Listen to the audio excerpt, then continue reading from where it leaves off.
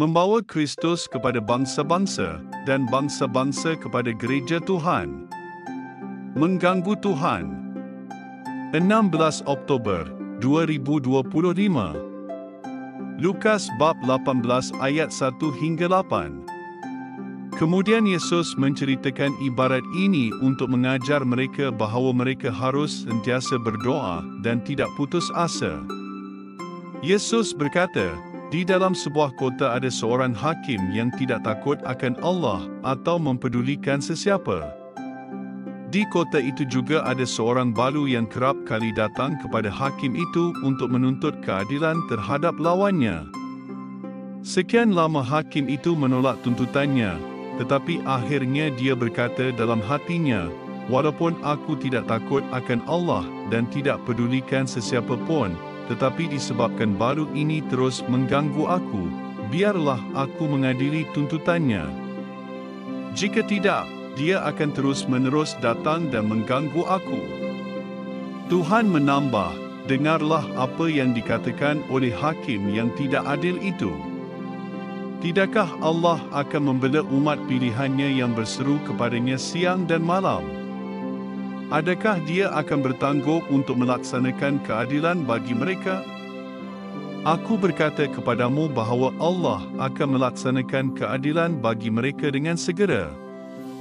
Tetapi, apabila Anak Manusia datang, adakah dia akan menjumpai iman di bumi ini? Saya terhibur melihat betapa rendah hatinya Tuhan. Tuhan tiada masalah membandingkan dirinya dengan seorang pencuri pada waktu malam atau dalam hal ini, seorang hakim yang tidak adil.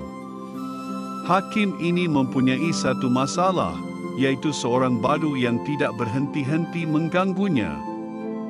Balu ini tiada kuasa, tiada wang. Apa yang dia miliki hanyalah sepasang kaki dan suara yang dia gunakan setiap hari untuk berdepan dengan hakim tersebut. Dia menuntut, bilakah engkau akan membicara kes saya? Balu ini tahu dia mempunyai kes yang adil dan hanyalah jika hakim itu mahu mendengarnya. Kita juga adalah orang yang tiada kuasa atau wang. Apa yang kita miliki hanyalah sepasang lutut dan suara, samalah seperti balu tersebut. Jadi kita juga boleh mengganggu pihak berkuasa berkenaan, yang dalam kes kita ialah Tuhan. Berilah kami keadilan, kita berseru kepada Tuhan. Lihatlah kejahatan yang berlaku di sekeliling dan hentikanlah mereka. Ini adalah saranan Yesus kepada kita bahawa kita terus mengganggu Tuhan siang dan malam. Sebab jika seorang hakim yang tidak adil boleh dilemahkan dengan cara ini, betapa lagi Tuhan yang baik dan penuh dengan belas kasihan yang mahu mendengar doa kita. Di sini, Anak Tuhan mengajar kita cara terbaik kepada Tuhan dalam menuntut keadilan. Siapa lagi yang lebih mengenali Bapanya kalau bukan Yesus sendiri? Yesus memberitahu kita apa yang harus dilakukan. Ini tidak mengejutkan kerana Tuhan Tritunggal, iaitu Bapa, Anak dan Roh Kudus mahu kita menuntut keadilan dan menyuruh kita berdoa untuk mereka yang di sekeliling kita. Sebagai Kristian, memang menjadi tugas kita untuk berdoa apabila melihat kesalahan. Bila kita melakukan begini, kita mengikut Yesus kerana dia melakukan sesuatu bila melihat keadaan kita yang terperangkap dalam kejahatan dan telah mati kehidupan rohani. Yesus tidak mengabaikan kita.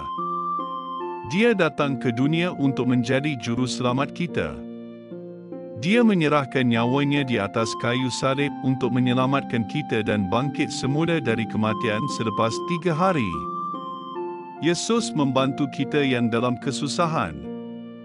Sekarang, dia juga membantu orang lain yang dalam kesusahan melalui kita, melalui doa-doa kita.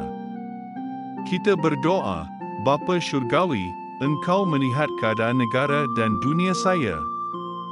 Kasihanilah kami dan hapuskan kejahatan dan ketidakadilan yang Engkau lebih mengetahui daripada saya. Amin.